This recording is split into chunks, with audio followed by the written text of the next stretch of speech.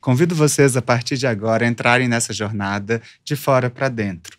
Quinzenalmente estaremos presentes em todas as plataformas digitais e eu volto a dizer, no YouTube também, hein, gente? Então sigam nas plataformas para nos ouvir. Pois é, o nosso primeiro contato, ele é sempre um contato externo, né? A gente baseia as nossas percepções com a estética.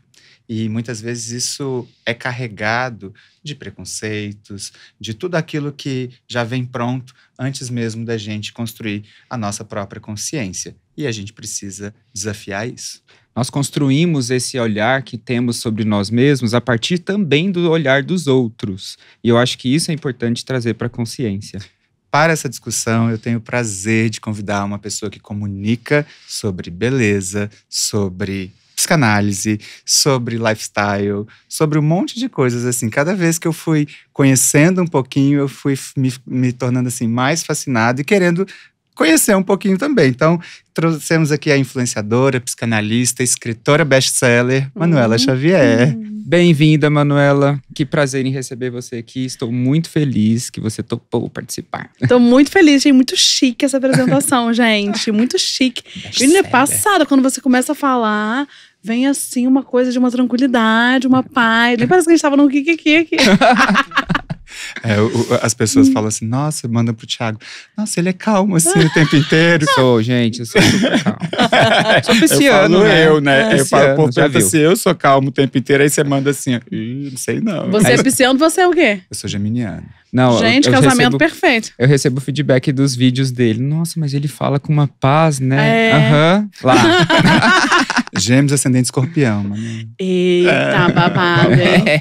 Mas estou muito feliz de estar aqui, admiro o trabalho de vocês, acho incrível o que vocês fazem. Tanto o que vocês fazem na prática, quanto como vocês comunicam. Acho que é tão importante pensar uma outra lógica de cuidado com saúde. Então, estou muito feliz. Acho o podcast de vocês chiquérrimo. Estou me sentindo, assim, uma celebridade. Mas você Você é. Eu sou sub. É BBB fazendo, né? Mas há quem diga que a sub influencia mais. Mas é interessante, né? Perceber o quanto que a gente, dentro das nossas carreiras, e acho que esse mundo digital novo, permite que a gente transite nessa potencialidade de ser várias coisas, né? Então, assim, até se sentir um pouco celebrity. Mas eu acho legal que vocês circulam por várias coisas legais. Porque eu acho que quando a gente tá na internet, circulando por várias coisas, há um risco muito grande de você circular por várias coisas ruins. Né? No lugar da superficialidade, no lugar da futilidade, no lugar da falta de cuidado. Eu acho que vocês são muito responsáveis em como vocês se comunicam. Isso é um processo que a gente aprendeu ao longo dos anos e, claro, a gente vai aprimorando isso. Porque sempre tem aquela máxima, a gente é responsável por tudo aquilo que a gente torna público. Exato, acho que essa ética, né, acho que é algo que eu tenho absorvido dos seus conteúdos também. A gente pode falar de qualquer coisa, a gente pode transitar em espaços diferentes, mas a gente precisa se conhecer e entender os nossos limites éticos, porque... E a gente vê isso, eu falei isso também num episódio anterior, porque senão esses espaços, eles viram espaços de falar qualquer coisa. Quando eu vejo os cortes de podcasts e o que as pessoas se autorizam a dizer, falta aí uma ética pessoal, né? Então, obrigado, porque são pessoas como você que tornam a internet um lugar mais agradável e a gente espera contribuir com isso, né? Sim. Agora, Manu, a gente se conhece há pouco tempo e você permitiu que a nossa relação fosse também pro consultório. E eu queria saber de você, qual a sua relação com a pele hoje? Me conta um pouco dessa história da sua pele. Menina, minha pele é um babado. Você conheceu a minha pele numa fase muito trevosa. E para mim foi um processo, assim. Como eu trabalho com beleza, eu gosto de beleza, sempre gostei. Sempre fui uma criança que gostava de maquiagem, enfim, de moda. E eu acho que pra mulher, essa coisa da imagem é sempre uma coisa muito delicada. E embora eu sempre tivesse sido uma criança, uma mulher fora do padrão, não tinha muitas questões com o meu corpo. Mas a pele, por eu gostar muito de maquiagem, é uma coisa que, assim, sempre foi um lugar muito precioso pra mim. E assim, eu fui uma adolescente que nunca tive espinha. Então, quando 30 anos, espinha, eu falei, o que é isso? E assim, não era espinha, né? Você viu, eu tava com uma crise de acne, assim, muito radical. Tava com a pele muito inflamada, dolorida, tava mexendo com a minha autoestima. E aí eu faço análise há muitos anos e eu além de estar com acne, eu ainda futucava a pele. Então, assim, tava trevoso. E aí, em análise, trabalhando isso, assim, eu não tô aguentando mais essas espinhas, tava difícil. E a gente começou a trabalhar o que isso dizia, de como eu tava, entendendo mesmo, assim, o que isso respondia dos meus processos. E aí, a minha analista falou a coisa da vulnerabilidade, veio trazendo a palavra vulnus, que vulnus é ferida. E como que eu estava ali, o meu corpo apresentando feridas, porque eu tenho uma coisa, assim, eu sou uma pessoa ansiosa, então ter acne me deixava ainda mais ansiosa, eu futucava a pele, e aí eu ia me futucando, eu tenho futucações, eu me futuco inteira.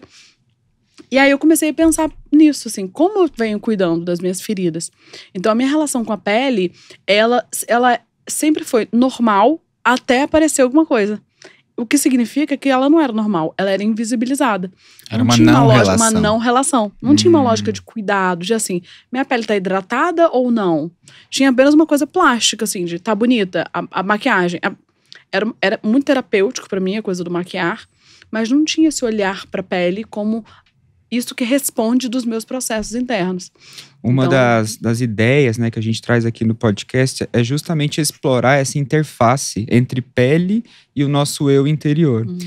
Tem uma escritora, né, aquela Anne Maguire, que fala num livro chamado Skin Disease, anota aí, gente, Skin Disease, por Anne Maguire. E ela traz os conceitos de Jung e ela conta como é exatamente isso que você falou. Você falou assim, não, mas até então eu não tinha uma relação com a pele porque ela nunca me dava problema. E é isso que a escritora fala. A partir do momento em que a pele passa a dar problema e ser sintomática, vira um transtorno que vai muito além da pele. Pega direto no aspecto emocional. Total. E a gente não pensa nisso, né? E eu trabalho com mulheres, eu falo muito sobre a coisa do autoconhecimento. E eu acho que tem coisas, você fala muito sobre isso também, a coisa do autoconhecimento, autocuidado, as problemáticas dessas palavras. Eu falo muito sobre isso também, assim, que autocuidado, autoconhecimento não é uma coisa que você lê no livro, não é uma coisa que é você fazer a sua skincare. É um processo muito amplo que diz respeito a como você se coloca na sua vida, como você se posiciona, como você olha para os seus processos, né? Então, assim, eu acho que a gente vai vivendo muito uma lógica plástica, né? Você estava falando de ética. E eu, como psicanalista, levo muito a sério essa palavra, né? Ética, porque é a ética do desejo. Que é assim, o quanto que a gente está comprometido com o nosso desejo. Ou quanto a gente vai se desvirtuando no caminho.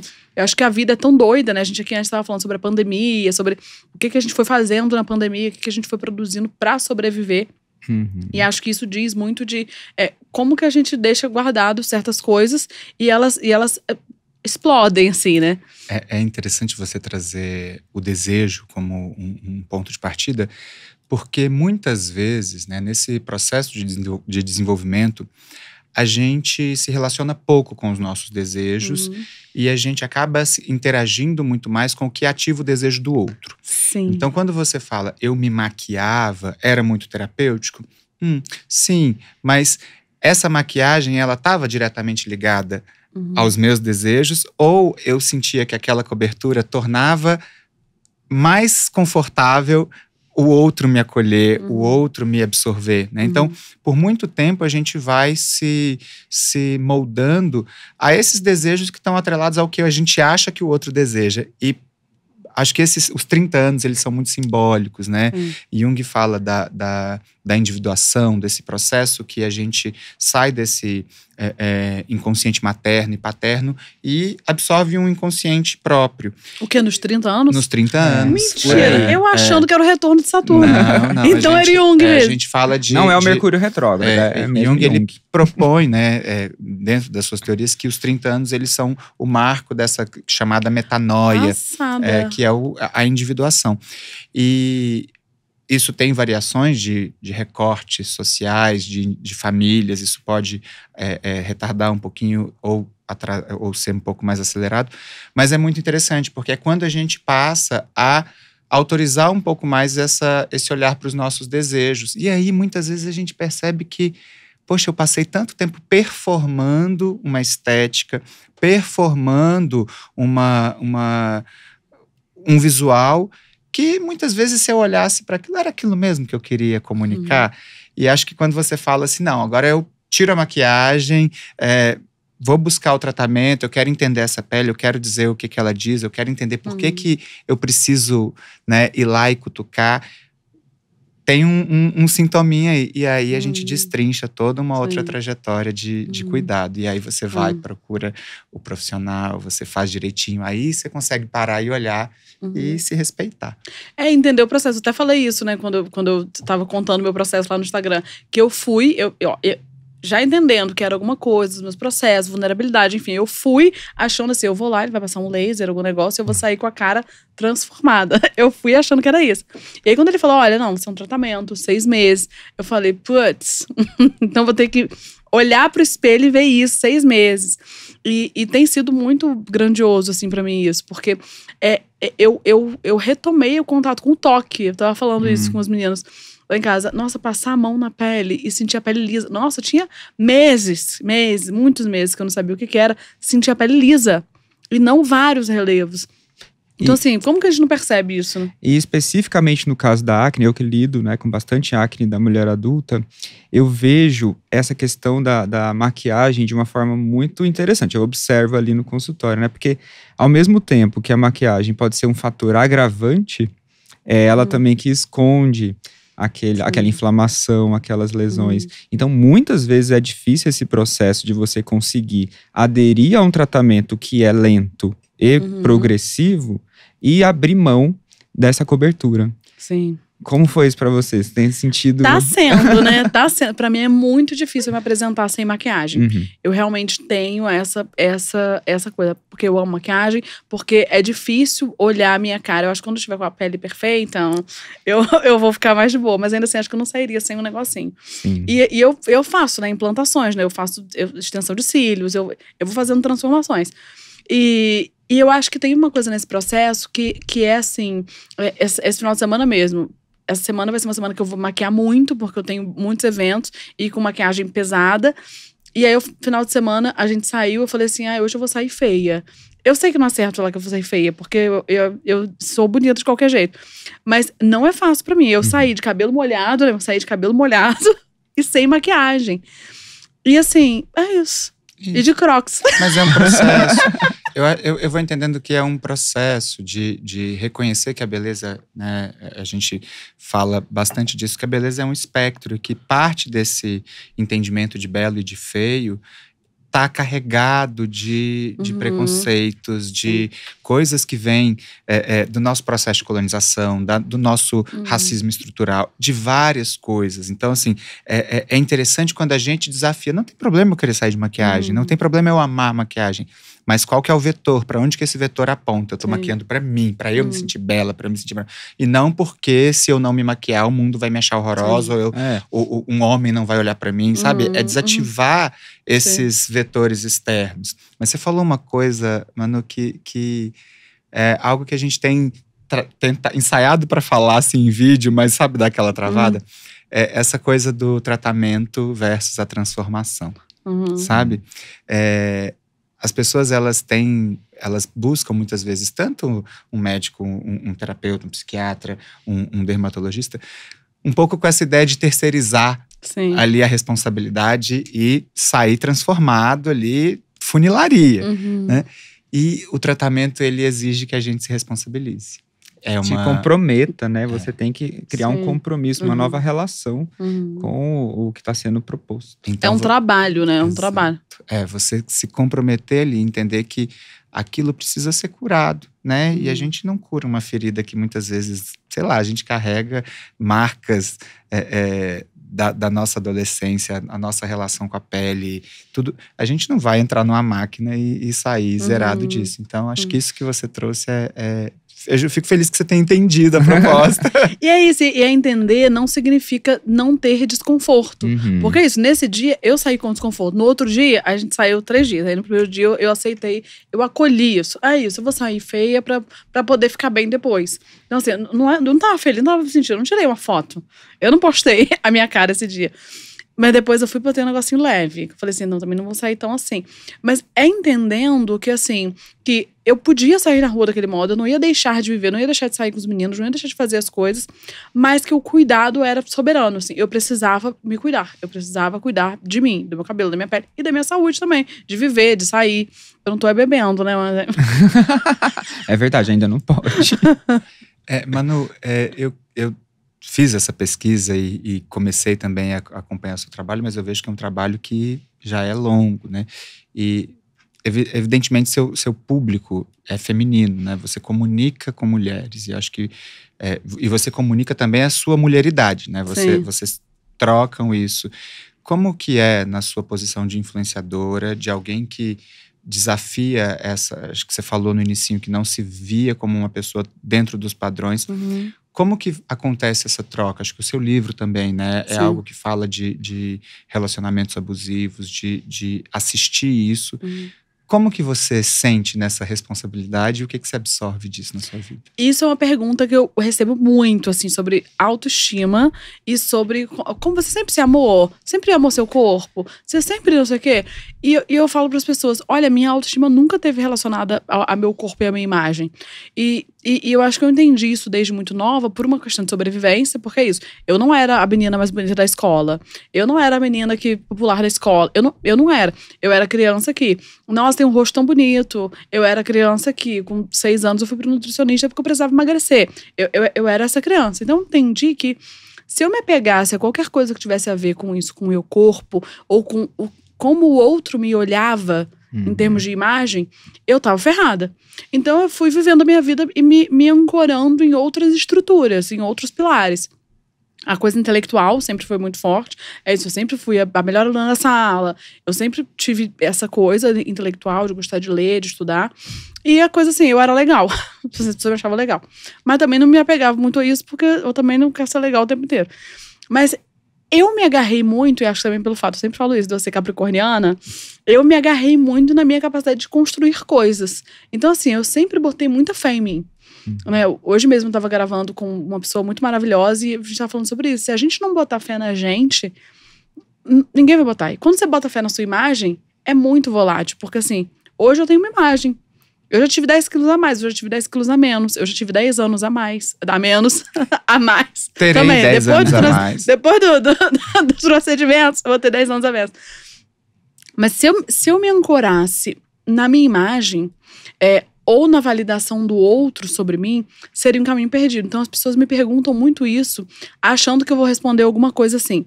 Ah, eu amo meu corpo, eu amo minhas curvas, eu amo... Não, eu não me importo com o meu corpo. Assim, meu corpo é esse, eu quero mudar isso, quero mudar aquilo, sim. Mas o meu valor, quem eu sou, ele tá ligado a outras coisas. E aí, quando eu falo isso pras pessoas, você falou da terceirização, é muito engraçado, porque as pessoas falam, mas como? Mas como que você fez? Ué, eu me comprometi com o meu desejo, o que eu queria fazer, eu fui lá e eu acho que eu sou invencível quando se trata de realizar coisas. E isso não tem a ver com imagem, né? Assim, eu gostaria muito que as mulheres aprendessem isso, assim, a botar fé nelas mesmas e na capacidade que a gente tem de fazer acontecer aquilo que a gente quer. Mas é uma coleção de relacionamentos abusivos que muitas vezes começam na família, né? Quando você... eu recebo muitas mulheres adultas jovens ou até mulheres mais maduras que trazem histórias semelhantes. Olha, com 11 anos, a minha mãe me levou numa endocrinologista e falou, ela precisa emagrecer. E quando eu vejo as fotos dessa menina de 11 anos, não era uma pessoa que tinha ali uma condição que necessitasse uma intervenção. E o quanto isso vai ferindo e vai deteriorando essa capacidade de solidificação da autoestima, né? Então, acho que é claro que a gente vai exercitando, e aí a gente precisa de um meio propício para isso, esses elementos de resiliência, né? Que vão trazendo a gente, então, assim, me agarro a isso, me agarro àquilo, e cada um tem a sua, né? Então, é interessante ver e se apropriar disso e comunicar isso para que outras mulheres e outras pessoas que se sintam, de certa forma, agredidas ou abusadas, para que elas entendam que isso começa e termina nelas mesmas, né? Entender esse ciclo de que começa na família, porque às vezes a gente acha que é só se desvencilhar de um casamento, ou se desvencilhar daquela situação X que aconteceu hoje, mas e que tem a ver com entender os processos, com trabalhar, que quando você entende que tem muito mais coisa acontecendo, muito anterior, e que se você não olhar para isso, você repete os mesmos ciclos, não tem solução que um médico vai dar, que uma influenciadora vai dar, não tem uma resposta, né, assim, senão o próprio trabalho. Sim. E seu livro se chama De Olhos Abertos, uma história não contada sobre relacionamento abusivo. Você pode compartilhar algumas histórias? Por que eu dei esse nome, De Olhos Abertos? Porque, primeiro, de olhos abertos, que é isso. Eu sou muito a mulher dos olhos, eu tenho olhos tatuados. E é muito esse o meu lema, assim, gente, vamos abrir o olho. Sabe, parece uma coisa… Regina Roca, se liguem, abre o olho. Vou botar a ref. É uma coisa que eu acho que a gente vai vivendo uma lógica que é tão louca, que a gente naturaliza tantas violências, principalmente as mulheres, né, assim, a gente naturaliza o sutiã apertado, ou fazer a dieta e comer 500 calorias. A gente naturaliza ficar com o pé doendo em cima de salto alto. A gente vai naturalizando dores, ou a gente vai naturalizando alguém dizer assim, mas você deu uma engordada, hein? Nossa, mas olha como ela é velha. A gente naturaliza isso, que a gente nem percebe quando o cara tá violentando a gente. A gente não percebe quando ele tá invadindo a nossa barreira psíquica. A gente não percebe isso. A gente naturaliza também. É normalizado, né? Normaliza as violências. E assim, elas têm um preço. Então, o De Olhos Abertos, assim, vamos olhar para isso. Todas essas violências que a gente vai naturalizando. E o História Não Contada é porque a gente só fala sobre violência doméstica, relacionamento abusivo, quando o cara me xingou, o cara me bateu. Mas e as violências que ele faz sem ele precisar dizer nada? Ele Fala de sobre boca as fechada. explícitas. Exato. A gente não fala sobre essas violências sutis, que são silenciosas, que são as manipulações psicológicas, que são a distorção de realidade, né? E não tem como a gente falar de história da loucura, por exemplo, sem falar sobre a história das mulheres, que se confunde com a história da loucura. Então, o livro, quando eu quis trazer isso, História Não Contada, é um pouco a minha história, embora ela já tenha sido muito contada, mas ali tem coisas mais abertas, porque assim também… Foi um processo escrever esse livro. Foi assim, é isso, eu tô realmente concretizando. Eu vivi isso aqui mesmo. Não era uma coisa que eu tava falando. Eu tava escrevendo, eu tava registrando, eu tava inscrevendo aquilo. E de histórias não contadas também de mulheres, né? Assim, eu recebo muitos relatos de mulheres que contam isso, que contam, eu achei que eu era uma merda, eu achei que eu era uma idiota, eu achei que eu não era capaz de nada, eu achei que sem ele, se ele não me quisesse, ninguém ia me querer mais.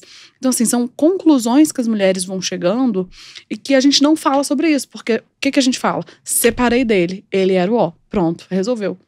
Então, eu falo também no livro sobre todo o efeito de pós. Quando você termina uma relação abusiva, ela deixa raízes em você. Então, como que a gente cuida disso?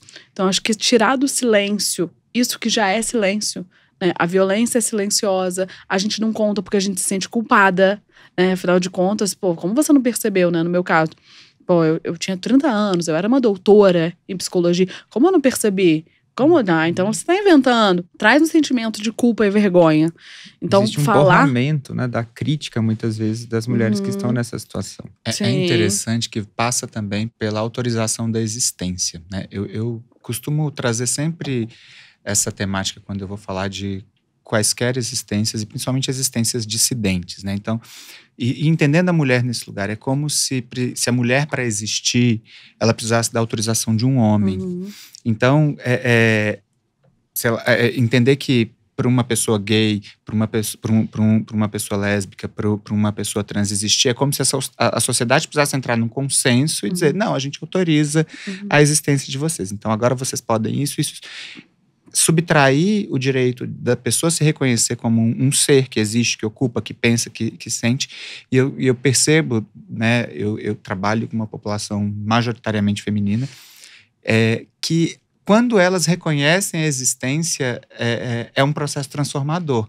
E muitas vezes elas acreditam que elas só vão existir se estiverem casadas, se estiverem com um homem. E você percebeu a revolução que é você dizer, não, eu existo, esse corpo existe do jeito que eu determinar, e eu vou fazer dele o que eu quiser, e vou expressar do jeito que eu quiser. É revolucionário mesmo. Isso é muito grandioso, essa coisa da existir por conta própria. É muito o que eu falo quando eu falo de protagonismo feminino, que é muito a minha pauta. Que é isso, nós mulheres estamos sempre existindo a partir de alguém, orbitando alguém. Ou você existe porque você é mãe, ou você existe porque você é esposa, ou você existe porque você é filha de. Né? Assim, pensa uma mulher poderosa, a dona de uma empresa, ou a empresa do marido dela, ou a empresa do pai dela, não é dela. Então tem uma coisa que a gente acaba precisando, né? E são processos inconscientes. As mulheres, não todas, isso acontece de uma forma consciente. Tem mulheres que dizem, não, é meu sonho casar e ter filhos. Sem nem que ela pense, por que é o sonho? Mas tem mulher que não fala isso. Mas ela fica numa lógica de dependência, assim. E aí, pra ela depender de alguém, pra tomar ela como esposa, ela precisa ser magra, ela precisa ser jovem, e aí ela vai se emaranhando numa lógica de outras dependências que ela vai só deixando de ser, né? Assim, eu tenho que falar mais baixo porque senão nenhum homem vai gostar. Eu tenho que rir mais baixo, senão eu tenho que ser mais nova, senão nenhum homem vai gostar. Então o homem não vai gostar de você, né, amiga? Ele vai gostar do personagem que você inventou. Ao longo da história, as mulheres sempre foram muito aprisionadas, né, em papéis criados pelos homens para elas, muitas vezes, pelo patriarcado, né, que a gente sempre fala. E aí foram reconquistando lentamente esses papéis. Então hoje a mulher trabalha, toda aquela história que a gente já conhece de emancipação. E aí, mas alguns resíduos dessas prisões permanecem. Eu acho que um dos principais hoje é justamente a cobrança estética. Né? Eu acho que quando a mulher, ela vai... Eu vejo isso no consultório. Essa pressão do envelhecimento, essa pressão estética, ela é totalmente ainda vinculada ao patriarcado. E isso é importante também a gente falar. É um tema que eu queria tem uma coisa que acho que pegando o gancho no que o Manu falou, e tem uma ordem, né? É isso, quando nasce a esposa, morre a filha. Quando nasce... Um papel vai pro outro. Quando nasce a mãe, morre a esposa. É uma luta contra o que pode existir dentro de mim, né? E você... Muitas coisas mudam nisso, né? Porque a mãe é sagrada. Então não vou transar com a mãe. E aí eu vejo relacionamentos heterossexuais, pacientes chegando... tem 5 anos que eu não transo com meu marido. E será que, né, eu não transo com ninguém e ao mesmo tempo a gente não tem como garantir que o marido também não está transando com ninguém. Mas essa destituição até do desejo sexual, de tudo, é muito recorrente. Então é a gente comunicar isso para que as mulheres abram os olhos. Fiquem de olhos abertos. A saída estética é sempre o primeiro caminho para essas soluções, né? Assim, é isso, meu marido não olha para mim, então eu vou cortar o cabelo, então eu vou botar uma boca, então fazer uma depilação diferente. Ela acha que a saída estética, eu vejo muito isso. Todo mundo no momento de crise, eu mesma, quando me bateu uma crise, assim que eu mudei para São Paulo, eu sabia que a crise era geográfica e psíquica, era assim, eu tava mudando, muitas mudanças. Eu falei assim, eu tô querendo mudar o cabelo, querendo cortar o cabelo, tô querendo comprar uma roupa nova. Eu queria fazer coisas que fossem imediatas, que é isso, quando você muda o cabelo, dá aquele senso assim, vida nova. Mas essas saídas, é preciso que a gente tenha consciência. Não significa assim, gente, não mudem os cabelos, não façam. Mas entender qual o lugar que aquilo ocupa, né? Hoje, os procedimentos estéticos, eu acho que ocupam esse lugar mesmo de muita pressão. E eu, como psicanalista, me sinto muito incomodada de ver como que as pessoas vão mudando as palavras. Assim, que é procedimento estético. Aí a pessoa fala assim, não, agora é a coisa do natural. É a harmonização. Não é mais a harmonização. É a naturalização. É os rousers. Aí vai mudando palavras em inglês para dar cada vez mais a sensação de que é novidade. É uma coisa nova, que aí é isso. Você tem que estar nova a partir de um procedimento novo, que traz tecnologia nova. E que assim, o que você busca? Será que você está buscando uma coisa que é uma coisa sua, porque você busca um encontro seu, ou você busca uma cópia, né? A cara da outra, a pele da outra. Você não vai ter a cara da outra. A gente comenta muito sobre esse vetor da estética, né? Para onde ele está direcionado? Ele está vindo de fora do outro ou ele está vindo de você para você mesmo? Mas não tem como também você ficar imune ao mundo externo, né? E a indústria sabe disso. A indústria da estética, ela sabe ler muito bem quem consome os procedimentos estéticos e ela mesma vai reinventando os termos, né, as palavras, justamente para que continue vendendo. E é complicado. É interessante que, né, sei lá, 2018, 2019, quando deu o boom da harmonização, né? A gente bateu muito nessa tecla. Eu nunca usei essa palavra na minha comunicação. Porque assim, o que é harmonizar? Quem diz o que é harmônico? Exato. E a harmonização que era proposta era uma padronização, na realidade. Era uma forma que se vendia baseada em pontos X, Y, Z. E a partir da atuação nesses pontos, a pessoa ia estar mais harmônica. Porém, ela de novo, estaria sucumbindo a um desejo do outro do que era harmônico para ele. E a gente bateu muito nessa tecla, principalmente quando as pessoas chamavam a gente para falar sobre isso. E a gente falava, não, padronização, você está falando de padronização facial. Essa harmonização, ela é uma invenção. Porque todo mundo tem uma harmonia em si. E aí você conseguir decodificar, de fato, o que aquela pessoa tem, que ela não precisa ter um ângulo marcado, ou não sei o que, tal. Nossa. A harmonização, na verdade, ela mira no padrão de beleza que predomina. Sim. Que é homens com rosto quadrado, mulheres com rosto mais coração, entendeu? Lábios. Na verdade, vai muito pro que é aquilo que é considerado a beleza eurocêntrica. E isso é uma coisa que me incomoda muito, sempre me incomodou, e é o que eu falo muito na internet, assim, o mercado vai ditando pra gente o que é bonito. Ele vai ditando, assim, eu sempre fico ligada na coisa das sobrancelhas, que era, primeiro ela quer a sobrancelha cheiona, da década de 90, depois não, agora tem que ser fininha, aí a pessoa raspava, precisava fina, agora tem que ser de novo cheia, mas quem raspou, como é que volta? Vamos inventar, agora tem a pigmentação, que era aquelas tatuagens que se usava. Agora não é mais a pigmentação, aquela tatuagem é muito grosseira. Tem que ser o fio a fio. Aí você que tatuou, você faz o quê? Aí você te remove a tatuagem, faz o fio a fio. Agora a moda não é nenhum nem outro. São os fios naturais. A sobrancelha selvagem. Aí vai a sobrancelha selvagem. Que horas que você acerta? Cheguei no padrão. Você não chega. Não chega, porque é um fantasma. E que você tá sempre perdendo, né? Assim, e aí você perde dinheiro, você perde saúde, porque você não se reconhece o tempo inteiro, a sua imagem tá errada. E uma coisa que eu falo muito é assim, o mercado vai ditando pra gente o que é bonito. E eu acho que é um exercício de resistência nosso, principalmente com as redes sociais, educar o nosso olhar pro que é bonito. Assim, porque se eu olhasse, hoje mudou, né? Eu posso dizer, né, que se eu olhar para revistas, eu encontro mulheres como eu. Né, assim, Letícia Muniz, Rita Carreira, a gente vê mulheres que são mulheres fora do padrão e que estão aí alçadas a símbolos de beleza. Ou seja, elas merecem ocupar uma capa de revista. Mas isso é novo, né? Não era assim. Merecem, mas precisa ser essas três aqui. Isso. Então, aí vamos fazer. Não, são outra. As mesmas. Não precisa de outra. Então, assim, e ainda não é uma coisa equilibrada. A distribuição dessas imagens não é equilibrada. É uma cota. minoria. É cota ali só por estar. E aí se torna apenas uma narrativa. Sim. Era muito o que você estava falando. Eu amei seus stories. Foi ontem? Sim, foi. Que você estava lá no congresso e você estava trazendo esses perigos, né? Assim, olha, o que é diversidade? Tem alguma coisa da diversidade aqui mesmo? Ou isso é uma ficção? Porque isso também vai capturando a gente de uma forma a fazer a gente se sentir menos culpado. Sim. Né? Que assim, não, eu tô fazendo isso aqui é super humanizado. Tá inclusivo. Eu vou entendendo que existe um momento e a gente precisa ter muita cautela, principalmente a gente que tem uma profissão. Eu exerço a minha prática de consultório, eu sou um psicoterapeuta, eu sou um médico, eu recebo pessoas em sofrimento. E para a gente não pasteurizar aquilo que é comunicado, né? Eu acho que acho que você quando fala harmonização, a hora que pasteuriza, precisa mudar. E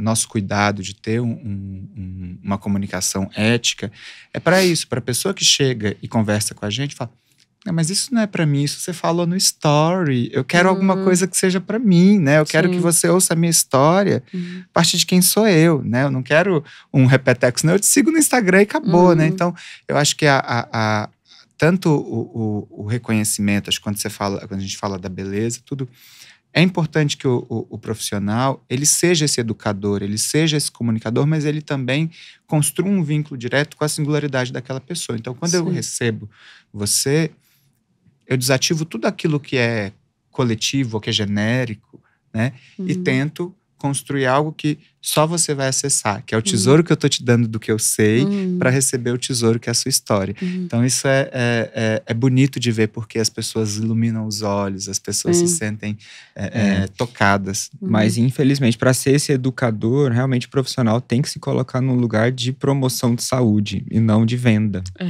E na minha área, eu diria que a maioria não se coloca nesse lugar de promover saúde. Atende aos interesses da indústria e coloca os próprios interesses na frente desse cuidado. Isso é muito, muito sério, assim. Eu fico um pouco decepcionado com... Não é errado ter interesse. Não é. Mas você tem que saber equilibrar. Você tem que querer o bem, a transformar a pele da pessoa ali, tem que ter uma cuidar. ética. Tem que ter ética. E a gente tá numa crise nesse sentido. Porque eu acredito que me incomoda também isso, assim. Até quando eu atendi, eu era psicanalista, um certo caminho que era assim, era o caminho que a gente vê de pessoas vendidas, vamos dizer assim, isso é irresponsável, isso é feio, isso não é certo. Só que esse é o caminho que a gente vê, que é o que tem sucesso, né? Assim, infelizmente, em muitas áreas, você ser picareta dá bom. Muito. E o caminho que parece que é um caminho alternativo e que parece que esse caminho tá para sempre perdido. E eu acho que é importante a gente estar aqui falando sobre isso, né? Assim, vocês estarem aqui, porque eu acho que é isso, vocês são profissionais muito bem-sucedidos na área de vocês. E eu acho que é importante para quem tá ouvindo a gente entender que, assim, você não precisa se vender aquilo que não bate com seu valor. Porque isso tem um preço. Tem um preço. Isso volta de algum jeito. E o caminho não é... Eu sempre falei isso, assim, que o caminho não é fazer uma resistência a isso. Não é assim, eu sou o não isso. Quando você é o não isso, você tá indo orientado a isso. Então, qual que é aquilo que é o seu babado? Né? Assim, o seu diferente. O seu jeito o que te toca. Sabe, o que é interessante pra você é ler a lógica do interesse. Eu gosto de ver sobre o que é interessante. E o que é interessante é gostoso. Então, assim, eu posso ter um interesse em ter uma relação com você. Isso não me torna uma pessoa interesseira, sabe? Sim. Aquela coisa. E a gente fazer essa dança do que pode prosperar no que eu sou interessante para você, e o que você é interessante para mim, no que uma marca é interessante para mim, e comunicar isso de uma forma polida, ética, porque genuína, porque igual você falou um pouquinho mais cedo e me veio isso, nos relacionamentos abusivos, a parte não vista é porque ela é coberta por uma película brilhante. Então nossa, Manu, gosto tanto de você, mas você podia mudar esse cabelo, né? É sempre por essa maquiagem que vai tornando difícil a gente decodificar o que é as pessoas que não reconhecem a maldade em si e comunicam tudo que é feio por trás dessa beleza, né? Então, eu sou sua amiga demais. Então, eu tenho liberdade pra falar isso com você. Eu te amo muito, você é o amor da minha vida. Não, tô casado, a gente tá casado. Então, eu tenho liberdade pra falar isso. A liberdade, cacete, né? Me respeita. Acho que as relações profissionais, elas são baseadas em trocas também, né? E aí, quando você valoriza as muitas trocas e deixa elas acontecerem, aí você deixa de ter esse interesse, essa relação interesseira, de abusiva. Isso eu acho muito importante, isso, a relação. Porque a gente vê na internet, a coisa é muito múltipla e também muito superficial, né? Eu tava até falando isso num outro podcast que eu participei, que assim, que eu recebo no meu e-mail propostas assim, faça uma harmonização facial com a gente. Tipo assim, gente... Porque o que eu imagino? Se a pessoa vem me oferecer isso, muita gente deve achar assim, nossa, que sorte. Eu vejo assim, não, você tá dizendo que a minha cara tem alguma coisa errada. Uma lipo de papada. Assim, pessoas oferecem um programa de emagrecimento. As pessoas me oferecem isso. Eu fico assim, gente, isso é invasivo. É invasivo. E assim, mas na vida real, a gente imagina que assim, é invasivo alguém falar assim, nossa, se você fizesse uma lipo de papada, a gente se sente desconfortável. Mas na lógica da internet, é como se você sentisse, né, eu imagino e eu vejo isso acontecer nas pessoas, nossa, me dei bem. É uma oportunidade única. Sim, porque no fim das contas a pessoa talvez esteja se incomodando com a papada ou com não sei o quê. Mas não pensa que aquilo é invasivo, gente. Alguém chegar no seu e-mail e dizer, te dou uma lipo de papada, te dou um programa de emagrecimento, mas eu não te pedi nada. Tipo assim, quem disse que eu quero emagrecer ou que eu quero tirar a papada? A gente escuta isso de várias pessoas que nos escolhem como lugar de cuidado. E até na minha área, que eu acho uma coisa absurda, né? Profissional, deixa eu ser seu terapeuta. Imagina isso, né? É muito... o Thiago... coleciono histórias disso e de mentiras também. Olha, fulano me ofereceu, doutor, uma permuta de uma lipo sem corte. Isso não existe. Não existe. Vários, né? Então ainda vendem mentiras e capturam as pessoas para essas armadilhas, né? Baseando ainda que estão oferecendo um bem, um valor, você né? vai se dar super bem, olha que sorte a sua. Eu tomo muito cuidado lá na intimidade do consultório com as indicações. Por exemplo, uma coisa super comum é o preenchimento labial, né? Eu nunca falo, principalmente no primeiro contato com a minha paciente, falo assim, vamos fazer um preenchimento labial? Não, eu espero ela trazer a queixa. Sim. Assim como a rinomodelação, né? O nariz. Eu tava com essa assim, ó, na cabeça. Que legal que você falou. O nariz eu acho que é muito uma questão muito importante, porque se a gente analisar, o nariz representa 80% da percepção facial, porque ele é muito central. Sério? Existem estudos de morfopsicologia falando isso. Passada, gente. E aí, às vezes, né, a pessoa não tem nenhuma questão com o nariz dela. E chega lá no consultório, um profissional. Um profissional que está interessado, muitas vezes, não no cuidado, mas na venda, pode falar, não, vamos fazer o seu nariz. Eu nunca falo isso. E sem contar eu me policio sempre. Eu deixo ela trazer a queixa sobre... Senão eu vou plantar uma demanda que ela não tem. Você me perguntou, por que você gostaria? Qual é a questão? Qual que é o babado? E sem contar que ainda existe um outro recorte, principalmente nesse tema do nariz, que de novo a gente esbarra no recorte racial. Não existe procedimento para alargar nariz. Existe. Ninguém fala, quero ficar com o nariz bonito, por favor, alargue meu nariz. Não. O único procedimento estético que se relaciona com o nariz é o afinamento. Deixar ele arrebitado e fininho. É torná-lo um nariz europeu.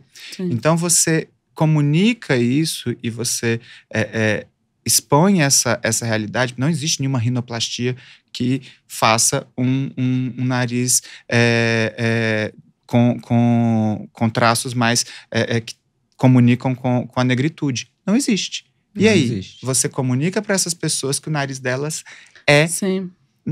que não é bonito, que ele precisa ser afinado. Mas, ao mesmo tempo, aí vem a complexidade da coisa. Quando a pessoa faz a rinoplastia e se adequa àquilo que é tido como o padrão de beleza, ela pode se sentir muito bem. Ok, ela pode se sentir muito bem. É importante que ela tenha consciência dessa escolha. Isso, né? Só que muitas vezes, primeiro a demanda surge por conta do capitalismo, por conta da pressão social. Do que é exposto a ela. Do que é exposto. Até essa consciência ela se desenvolver, muitas vezes a gente está tendo uma onda, não sei se você tem, de mulheres que estão tirando, fazendo o explante de silicone. E essas meninas muitas vezes fizeram um implante com 18, 20 anos. Então, e esse é mais fácil de resolver, né? Então, é delicado isso. Então, é muito sutil. Como isso pode ser ansiogênico, né? Sim. Pode dar até espinha, né? Pode. Isso. Eu acho que nisso você falou da coisa dos procedimentos e tudo. Eu acho que existe uma palavra, eu já falei dela aqui, acho que é importante voltar, que é responsabilidade. Tem até o que a ver com o que a gente estava falando aqui no off. Que assim, eu acho que a gente precisa ser muito responsável em tudo que a gente faz, no sentido de, eu sustento isso, que a gente tá falando a coisa do nariz. Eu vou mexer aqui no nariz. Eu sustento dar bom, é isso, ficou o nariz que eu sempre quis. Você vai segurar essa glória? Ai, que ótimo. Deu ruim, você vai segurar? Ou você vai desesperar? Porque se você não tá preparado pro louro e pra desgraça, não faça. Então, eu acho que isso tem muito a ver com a coisa da ansiedade, porque eu acho que tem a ver com a terceirização, que assim, vai resolver o meu problema. E aí, quando não resolve, você se vê desamparado, você se vê sem recurso, assim. O que eu vou fazer? Eu não sabia, isso podia acontecer. Então, eu acho que a gente precisa ser muito responsável em tudo que a gente faz, né? Assim, eu vou sustentar isso aqui na hora que der bom e na hora que der ruim. Então, eu acho que isso é uma boa forma de fazer gestão da ansiedade, né? Assim, que é você tá preparado para com as suas ferramentas. E por isso que a troca tem que ser muito ética, porque a pessoa que propõe o procedimento ou que vai fazer o procedimento, ela tem que dizer abertamente sobre isso, porque senão acontece a outra terceirização da culpa. A pessoa não consegue bancar o que aconteceu e quer arrumar um responsável para dizer, foi por causa disso que ficou ruim. E aí a gente cria vários ruídos de comunicação que geram rupturas, geram mais sofrimento, mais ansiedade.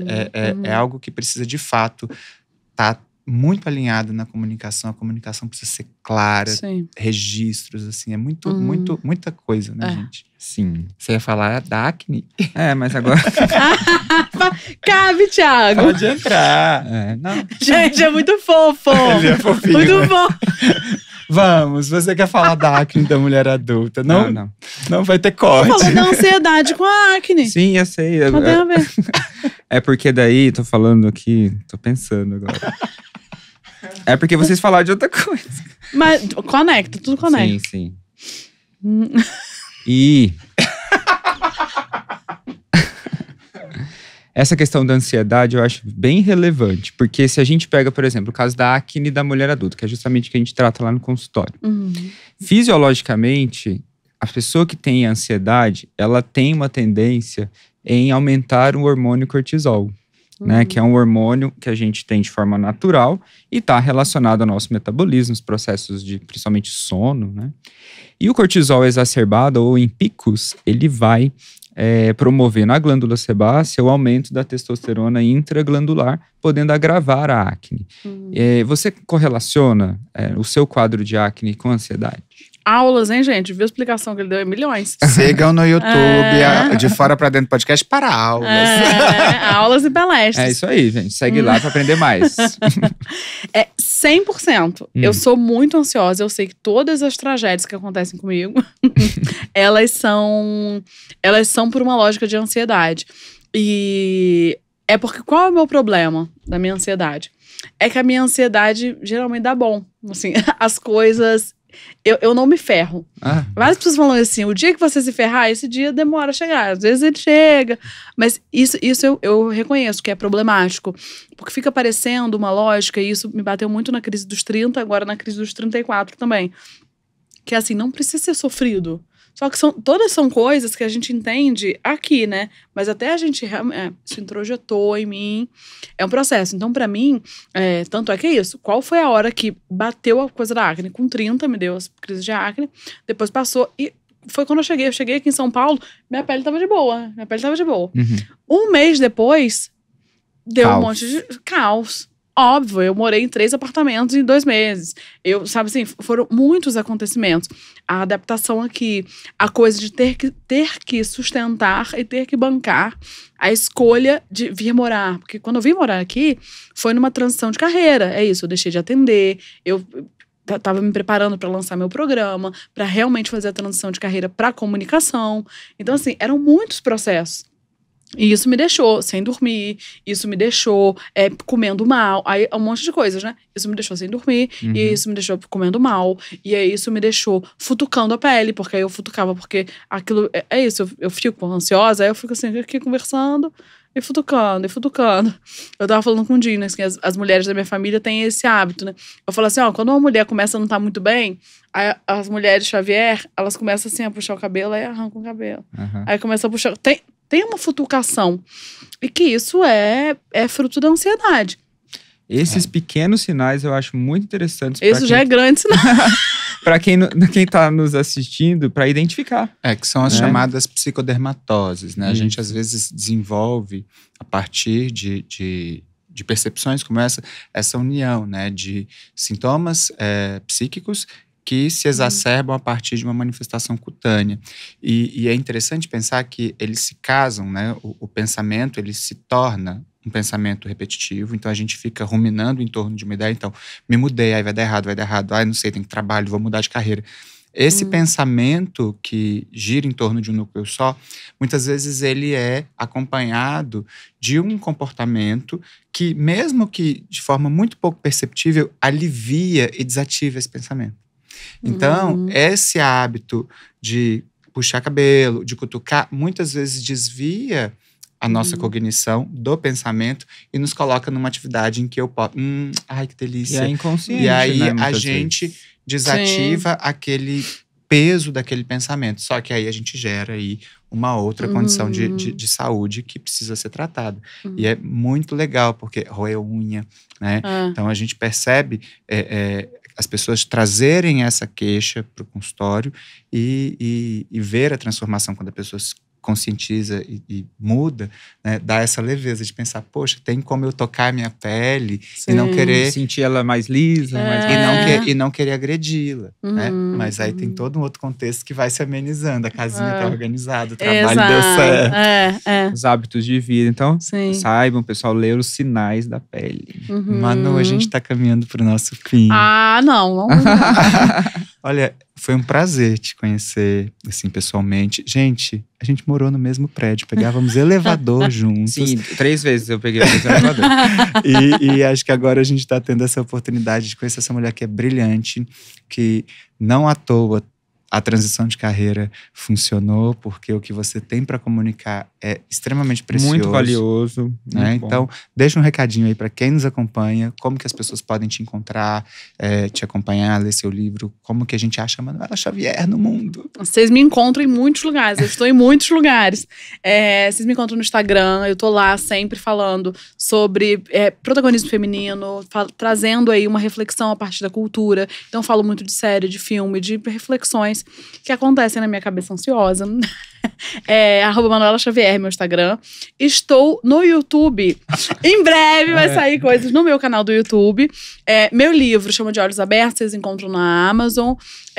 Estou no UI online com um programa chamado Autoestima, que acompanha justamente a jornada de pessoas aí em sua construção com a autoestima. E acho que soltou mais. E tá aqui agora no De Fora Pra Dentro. Vocês viram, a mulher é uma potência. Arrasou. Olha, vocês nos encontram, né, no @De Fora Pra Dentro podcast, eu no @Psique nas redes. Sigam o canal no YouTube. E eu no @Dr. Thiago Cunha Dermato. Então, muito obrigado. Ativem as notificações. Manu, um beijo. Um muito obrigado pela Obrigada, presença. Eu amei. Passou muito rápido, já quero de novo, quero mais. Amei. Que esse papo também sirva de inspiração para as pessoas se reunirem. Sempre que eu participo de uma conversa assim, eu falo, gente, façam isso aí na casa de vocês. Trocas. Reúnam. Eu acho que é preciso. Isso salva, isso cura, isso alivia. Então, façam esse encontro aí na casa de vocês. Se desafiem a pensar, né, gente? O pensamento, ele é o motor do incômodo, mas ele também é o que nos salva. Então, reúnam com os seus, desafiem o pensamento e assistam ao programa para vocês também se permitirem descansar nas nossas reflexões, né? Isso aí. Descansar no próprio desconforto, né? Arrasou. Chegar aí. Um beijo. Obrigado, Pod 360, por garantir que esse podcast aconteça. Obrigado, Manu, Espaço Arquétipo. Um beijo. Beijo.